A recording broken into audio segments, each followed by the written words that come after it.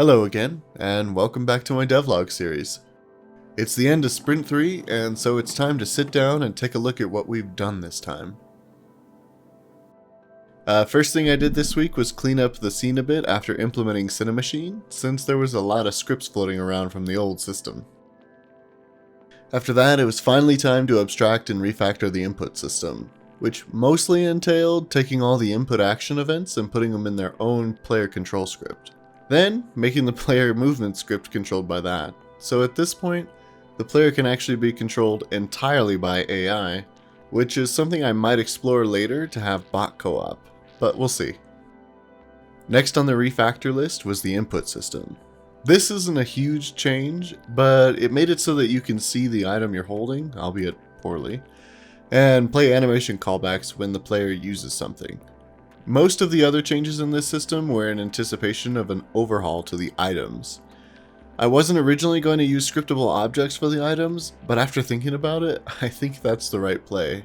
And I know, I should have known, but I didn't want to do it just because I wanted to have a need for it, and now I do.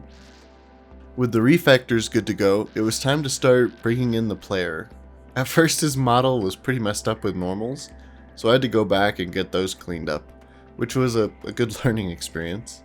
I got them re-imported and then started writing up a character script to take care of animations, which was fairly easy. So once I had that, I also realized quickly I was gonna need some more animations, even for the test character, so those will have to be done too. Next up, it was time to start looking at some of the bugs in the system, namely the ability to hit enemies from across the map. Turns out, and I'm pretty sure I've run into this at some point before, but physics.overlap sphere actually hits colliders marked as trigger. So I had to add a little filter, and boom, now you aren't playing as Thanos. I also improved the projectile collisions, so it's not just exploding in midair anymore. But quick edit on that, while I was actually recording, I realized that it's still happening, so that's not really fixed. It's different, but it's not fixed. I also kept having errors when the player was getting killed, and I realized that I forgot to write a player death callback. So for now, I've just implemented a system that disables input, stops tracking the player on the camera, and then blocks that player from rejoining. When all the players die in the current level, the level just reloads, and long-term solution will be completely different, but this is a nice band-aid since I can't implement the final solution yet. Just not ready yet. A last little bug that needed squishing was an issue with dropping items, and turns out that was just one line that I forgot to re-enable. So that's pretty easy. One of the largest challenges I'll have is I want decent lighting in this game, but because I'm using the universal render pipeline, I can't use deferred rendering. Plus, there's no point light shadows anyways. And because I generate the level at runtime, the progressive light mapper is out. So I had to do a lot of research, and while I never found a solution that could bake light maps at runtime, I did find Bakery, which lets you bake light maps into the prefabs themselves. After a lot of fiddling, I finally got that working, but I still had the issue of non-statics. For some reason, after a light was used on Bakery, they wouldn't light players or other non-statics in the room. So I went through trying to bake light probe prefabs, which I found out isn't possible. And I even considered making my own light probe system, but honestly it seemed like that would be almost an entire sprint of work, if not more. So back to the drawing board. After even more experimentation, I settled on a custom script that lets me mark certain lights as essential. That, along with some more tweaks, got us to a point where when a level loads, all Bakery lights are destroyed.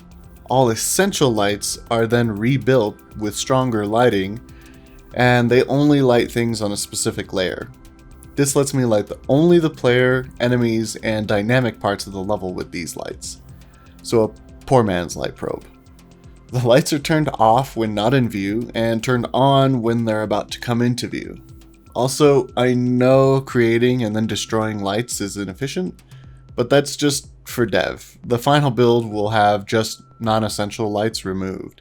This took up a big chunk of time, getting all this working, but I'm fairly happy with it, so here we are.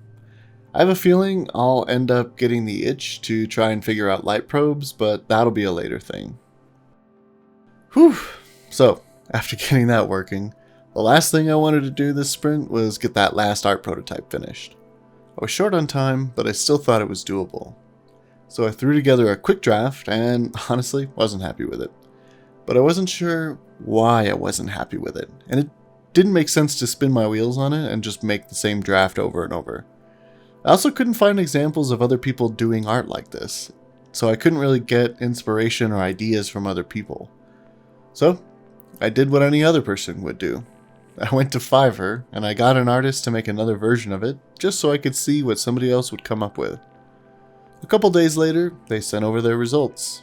Honestly, I wasn't super happy with it. Even though it was meant to just be a rough draft from somebody else, I felt like a lot of my instructions just got missed, so that was kind of disappointing.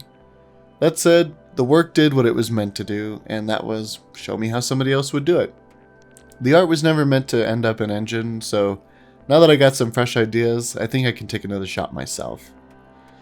I think the main thing bugging me was the chunkiness of the rocks, so that'll be a big focus. As well as getting some better trees in. I had some treetop ideas, but honestly, none of them were making me happy, so. Unfortunately though, after I got his back, it was pretty much time's up for this sprint, so the art prototype unfortunately is going to have to get kicked down to another sprint. It was a medium task, so no sprint failure here. Overall, I'm pretty happy with this sprint, even though I didn't get a lot of visible progress in. I'm laying good groundwork to build on, and I've been able to come up with a lot of ideas for how to handle things going forward. I also keep refining and improving my process, so can't go wrong there either. Next sprint is going to be a bit of an interesting one. I have a lot I want to get done, but I don't know how much will get done. Number one on the list though is to start looking at sound. I typically wait way too long to start doing sound, and it ends up throwing a wrench in things because I have to go back and make a lot of changes to get sound actually integrated. So here, I want to get sound in early so that I'm always thinking about it. To do that, I'm going to look at Fmod. I have my own generic sound system that I've been using for games for a while, but I've been wanting to take a look at Fmod for some time now, so I figured now's as good a time as any. After that, I want to take a look at getting the health system further along, adding some basic UI, and getting automated builds working. And maybe taking another stab at that art prototype. While I was waiting on that Fiverr order, I actually started rewriting my internal analytics tool, which will get its own video. So I might start integrating that too, since it's a quick thing. Having said all that, it's time to call this video. Thank you guys a ton for watching. Please consider throwing down a like or maybe even hitting that subscribe button if you want to see more. Take it easy, and we'll see you again soon.